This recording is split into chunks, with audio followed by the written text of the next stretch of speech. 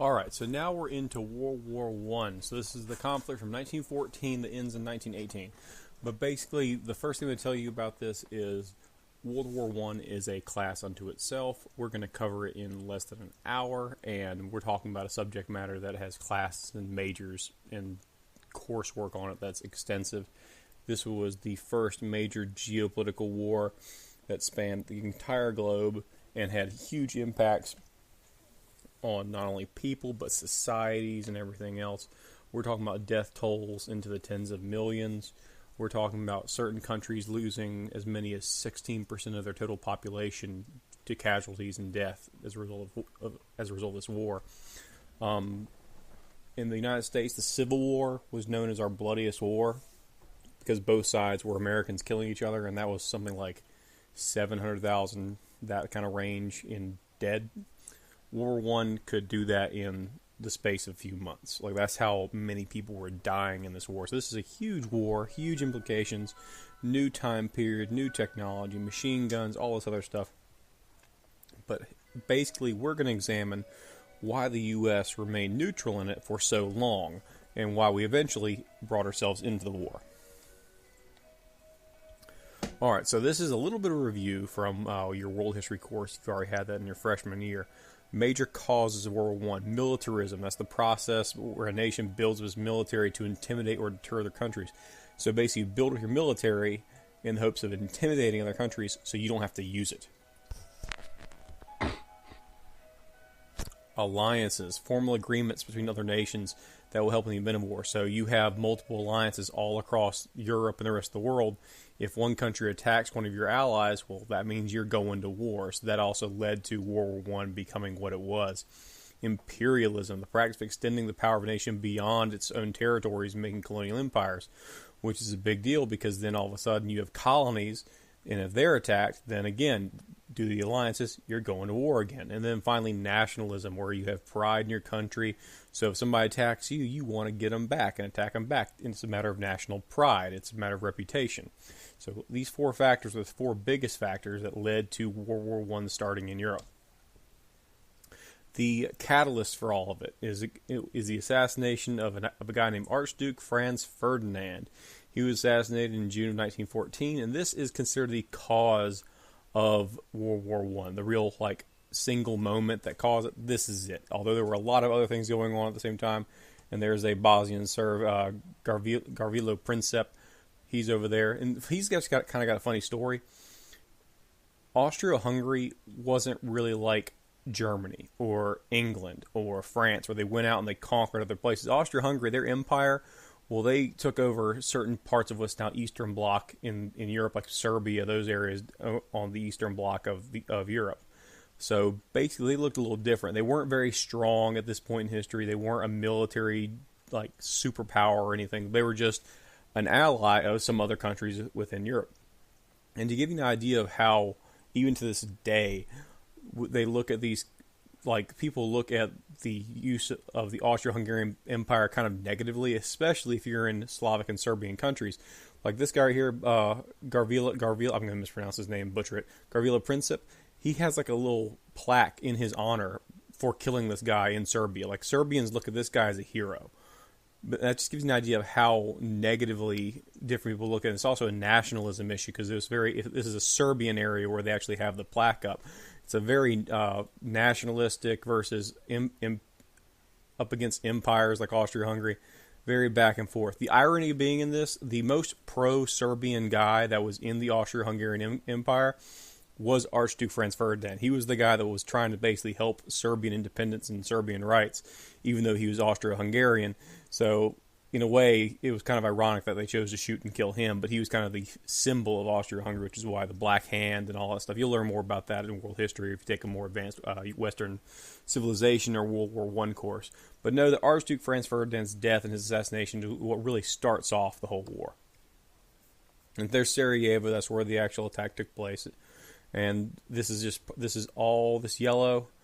This is the Austro-Hungarian Empire. So it kind of so you got Serbia over here, abutting up against all the Austro-Hungarian Empire. So you have a lot of Serbians living in this place, right, in this area, in Sarajevo. So people who are Serbs here, don't like the Austro-Hungarians being around or being in control. So they're like in Serbia, they liked it when Archduke Franz Ferdinand got killed. Like they were actually okay with it because they didn't like the Austro-Hungarians. Very, again, nationalism in origin here.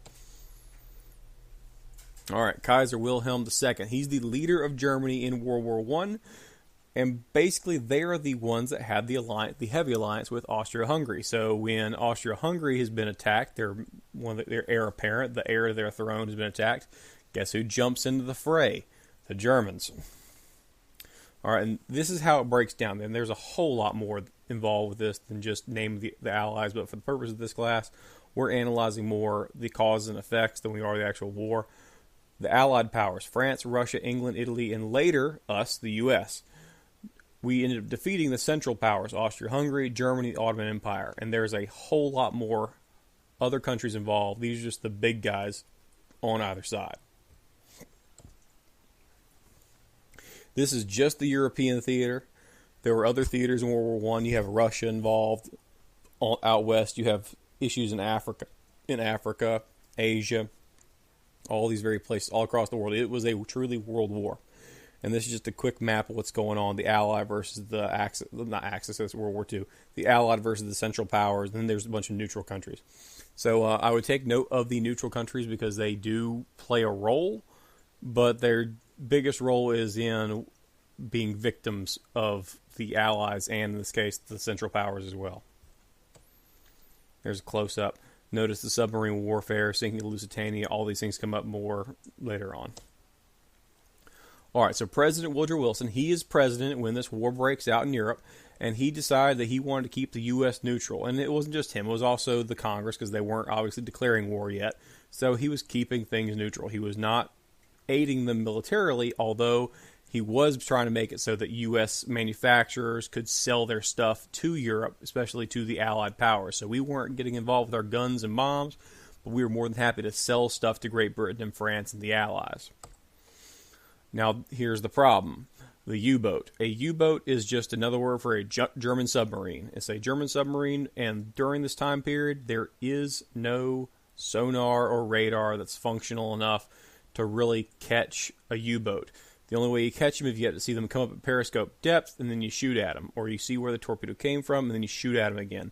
And you have destroyers out that basically throw down depth charges, which blow up at a certain depth to try to knock out and destroy the U-boats. Now, here's the thing. The Germans began to engage in unrestricted U-boat warfare, or submarine war. They would attack all ships entering or leaving British ports. And that's the reason why we got involved, because it was a lot of our ships going into British ports. The Germans were trying to cut off the British supply lines, because Great Britain's an island. If you cut off their supplies, they die off. So they were trying to basically cut off their supplies, and we were supplying them. So they started basically blowing up and torpedoing our boats with our citizens on them. Kind of ticked us off. The biggest moment would probably be the sinking of the Lusitania. This is a British ship, so it's a British ship. Keep that in mind. So they did sink a British ship, a country they were at war with, so that makes sense, right? But there were 128 Americans on board, and they were shipping American goods. So that, and it was all, and it was part. There's some claiming that they have just some American citizens on there. Others say, oh no, they got guns and munitions on there. This is a war boat. It's just transferring war munitions. And there's a lot of debate back and forth on that. But again, it was sunk. And this is an artist's rendition of the Lusitania sinking. And I think they believe at the time about 1,200 people died. So 10% of them were Americans being killed. This is from the New York Times from that era, so that newspaper is still around, and they sank the boat, they torpedoed it, sank it, and this is kind of the thing that leads us into this whole idea of, all right, maybe the U.S. is going to get involved in this war, although not yet. We still got 2 more years before that happens. All right, contraband.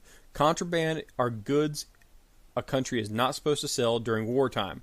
The Lusitania was carrying munitions in her cargo compartment.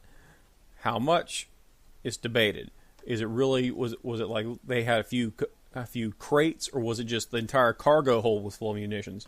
We don't know. We're never really going to know for sure, because back during that time they didn't keep the records, were not kept well. And if you're trying to sneak over munitions, you might not keep the records well. So it's one of those things where we know that there were munitions on there. We just don't know how much, or if they were just kind of incidental munitions, like they were sent like by post almost, and there was a bunch of other just non-munitions or non-war related stuff.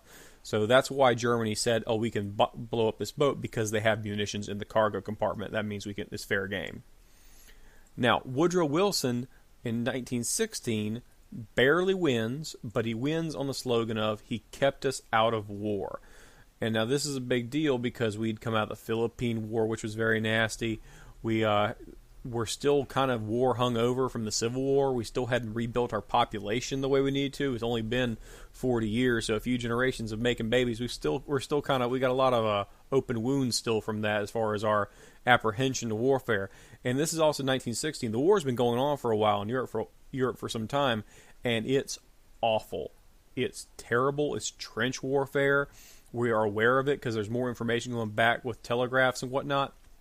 So we're hearing about how you have like battles like Verdun where like the landscape has changed and entire forests are blown out of existence and people are dying by the tens of thousands in one battle. Like we're talking about, like we hear all those terrible stories over here and we're like, yeah, we don't want to deal with that. The other issue we're dealing with is nationalism, and not the way you think. It's not like nationalist or anti-war. The issue is, well, a lot of our immigrant population are from countries like Germany. So Germans in our country who are citizens, who have German roots, German ties, they don't want Woodrow Wilson or the U.S. to go to war with Germany. So they want to avoid that. There's a strong German population have a big influence over politics during this time, and that's also taking place. Now, unrestricted German warfare with submarines is basically the big lead into us jumping in the war because of the Lusitania sinking, because we were okay with this war happening because the U.S. it sounds really nasty, but we were profiting by it. We were selling our goods to the Allies because they needed them, and we were selling them at a very good price because they were desperate for them. So we were making good money, and the fact that they were blowing up our boats and killing our citizens that were shipping, that was horrible, but they were also hitting our pocketbooks and damaging our economic interests. All right, so that's a German U-boat. Again, look how big they are. They're not very big, are they? They're kind of small. I mean, those are just your average men at the time. They're not terribly large, but they were very deadly. They would roam in packs, and they basically just blow up ships before they even realized they were there, especially when they weren't guarded by other gunships. All right, then we got the Zimmerman telegram. All right, this was literally a telegram. You're going to see it in just a minute. Sent by Western Union, that thing you use to send money nowadays or sometimes pay bills. Western Union was the telegram company that sent this. It was sent to Mexico in code, trying to convince Mexico to declare war against the U.S. In return, Germany would give Mexico back some of the lost territories from the Mexican-American War from 1846 to 1848. So U.S. won stuff. They were going to give Mexico back a bunch of stuff. And this is the actual telegram in code. There it is translated. And this is the actual text of it. You can pause it here. And basically, it's just putting out the offer. Hey, we'll help you get New Mexico, Texas, and Arizona as long as you come up and help us out with this stuff. But, yeah, this didn't go very well. Now, if this had all been secret, it'd been fine. But the note got out, the telegram made it to the newspapers, and now Americans are ticked off, especially Americans out in the Southwest, because that's their area they were talking about giving over to Mexico. So this is a political cartoon of basically a stereotypical German showing a note saying, hey, join us and we'll give you a bit of the United States, to a stereotypical Mexican at the time. So we're talking about this is almost like stabbing somebody in the back, even though they're not your friend. It's just really ticked us off. And we're like, not only are they sinking our boats, now they're trying to turn our neighbors against us and get them to declare war and hurt us on our own soil. Not cool. All right, so parties involved on our side, on the U.S. side of things. One group of people were called the isolationists. Those were the ones that said we need to stay out of World War I. And this was most Americans at the time. They're like, that's Europe's issue. That's Europe's bloody, nasty, terrible conflict. They can deal with it. They made their bed, let them sleep in it with all their colonialism, all that crap. That's the isolationist point of view. People like Jeanette Raikin, she was a member of the U.S. House. She was also an isolationist and a pacifist. And those two kind of went hand in hand. Like nowadays we think isolationists more about, it's more about protecting ourselves. Isolationism back then might mean you're also a pacifist, meaning you're anti-war, because it also means you're probably anti-imperialist. And she served some goofy times in Congress. First, 1917, 1919. Then again, she served just before right at the beginning of World War II, oddly enough. All right. Wilson asked Congress to declare war on Germany April 2nd, 1917, to make, quote, the world a safe place for democracy. And that is the key thing, guys. He was trying, this is his argument, take it or leave it, to make the world a safe place for democracy. And you can draw some parallels to now, like current wars and current ideas of, well, we want to spread democracy, or the Cold War, where we want to stop communism and protect the world for democracy. This theme kind of lasts well into the 21st century with the war in Iraq. Like, we need to promote democracy in these totalitarian countries, overthrow dictators, promote democracy. That whole concept, this whole idea that Wilson was using during this time echoes well into the 21st century. And this is an image of Wilson addressing the Congress.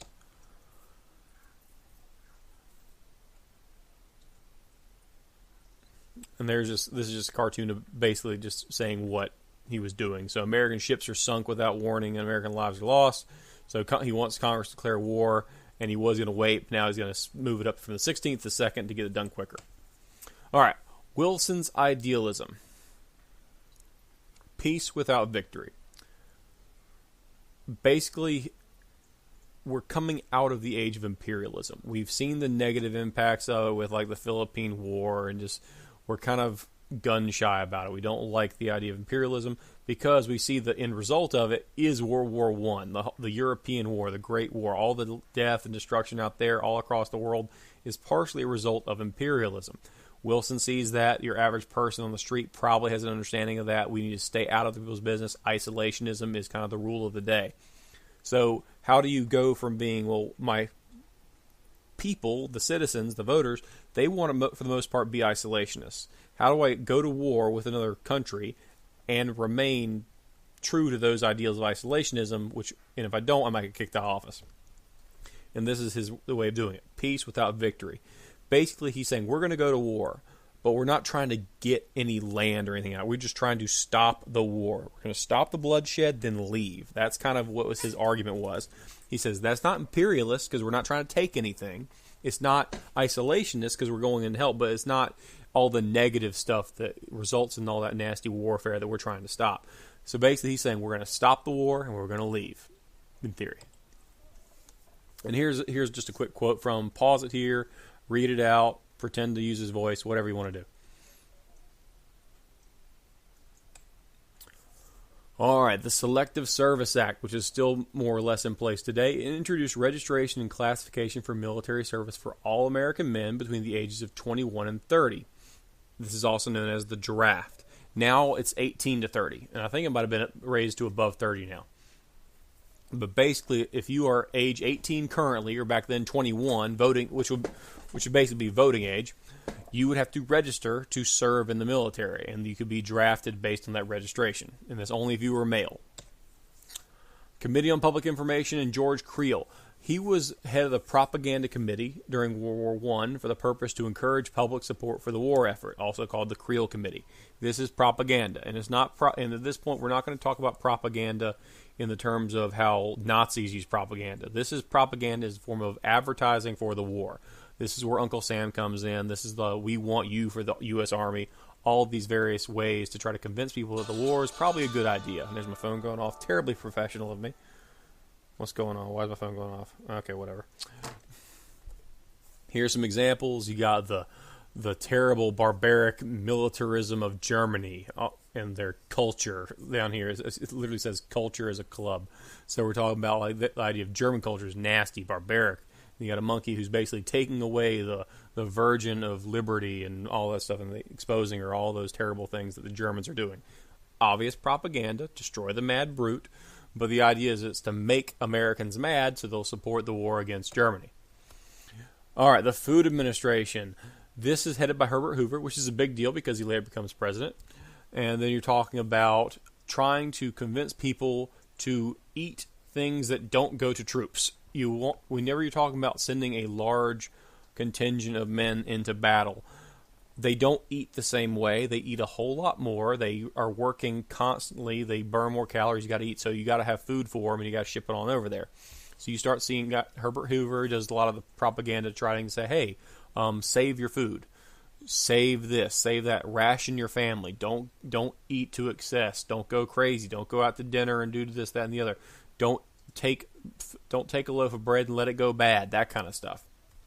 And there's some more propaganda stuff from the Food Administration. You see Lady Liberty sowing victory, trying to encourage you to garden in your own house. That way, if you raise your own plants, that's food not being taken out of the mouths of our soldiers, our boys over there fighting for us. That whole idea. All right, the War Industries Board, Bernard Baruch. I assume this sounds, it might be Baruch, but I'm pretty sure it's Baruch. Placed controls over the U.S. economy as it sought to get supplies for the U.S. military and its allies.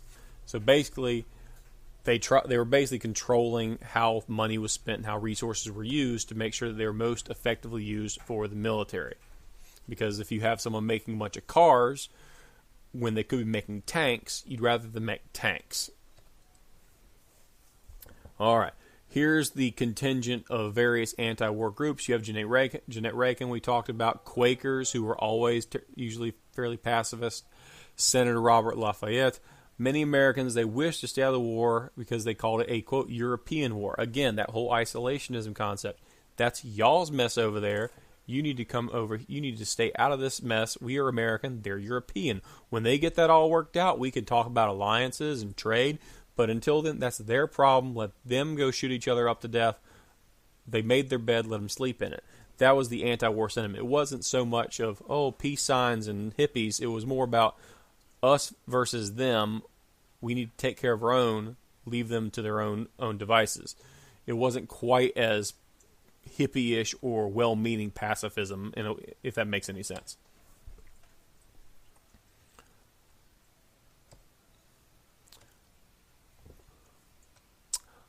All right, if you get a chance, go ahead and go on YouTube and look up the song, I Didn't Raise My Boy to Be a Soldier. This is a pacifist, anti-war song. I didn't raise my boy to be a soldier. I brought him up to be my pride and joy. Who dares to put a musket on his shoulder to shoot some other mother's darling boy? Basically, this whole idea of being anti-war at the time, isolationism, stopping the war from happening. This is more of the hippie-ish side of things. We need to not go kill each other. But there was also the contingent saying we need to stay out of them because that's their problem. All right, the Espionage and Sedition Act. All right, so espionage is spying. That's a long word for spying.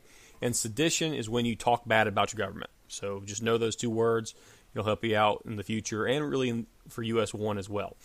All right, it was passed during World War I, so in the midst of it, and made it illegal to speak out against the war effort or the government. So if you said something bad about the war, so the Great War, World War I, or the European War, however you wanted to call it, or if you talk bad about the government, you could be arrested under this Espionage and Sedition Act. This sounds like it's going to be a flagrant violation of the First Amendment right to free speech. But we'll see in just a minute that it won't necessarily work out that way. Again, my phone goes off. It's so unprofessional. All right, so basically you would think the Espionage Act would be a flagrant violation of the First Amendment, but that's not how it goes. So, this guy right here is a guy named Eugene Debs. This is a cartoon about him. We're going to learn about him real fast. And he's a cool guy in history because of what he's able to do. So, Eugene Debs, he's arrested in jail for speaking out against the war. Eugene Debs, if you notice from this, yours for the presidency, Eugene Debs. He ran for president from prison. Free speech in his pocket. And he says, anyhow, there's worse places than a front porch. So basically he's just going off saying, hey, there's worse things than he's basically standing by his ideals. All right. Then you got Schenck v. United States. Very, very, very famous court case in U.S. history because it's about the idea of free speech versus government interest. So Oliver Wendell Holmes Jr., not senior, senior was a very famous poet. His son, Oliver Wendell Holmes Jr., was a Supreme Court justice. And he wrote a lot of very controversial decisions, wrote a book called The Common Law. Very interesting guy in history.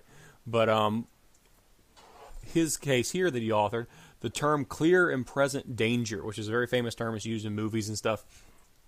Basically, he said it's okay to silence free speech when it represents a clear and present danger to the national interest or during a national time of crisis. So basically, Schenck was out handing out pamphlets that related to like basically anti-war stuff and communist stuff. So you're talking about anti-war, anti-government pamphlets being handed out. So Schenck basically got in trouble with the Espionage Act and more importantly the Sedition Act because he's talking bad about the government. Holmes basically says, you know what, maybe during non-war times this be fine, but we're in the middle of a war. You can't have the citizenry running around saying, let's talk bad about the government and let's overthrow the government. You can't have that happen. Although that speech might be protected during peacetime, when we're in the middle of a war, that's not going to fly. That's basically the end result of Schenck v. United States.